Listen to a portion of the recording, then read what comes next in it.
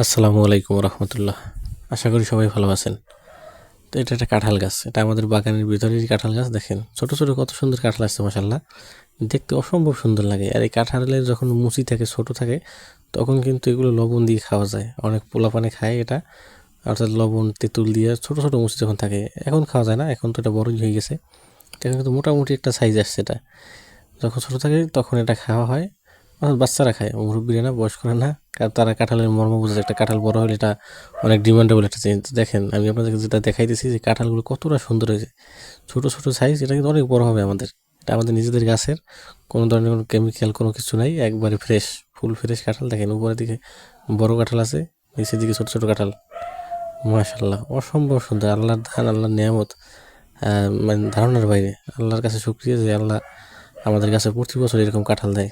আল্লাহর নেয়ামত আর কি, আমরা গ্রহণ করি আর কি। তো সবাই দোয়া করবেন, সবাই ভালো থাকবেন, সবার জন্য দোয়া ভালোবাসা রইল। আসসালামু আলাইকুম রহমতুল্লাহি ওয়া বারাকাতুহু।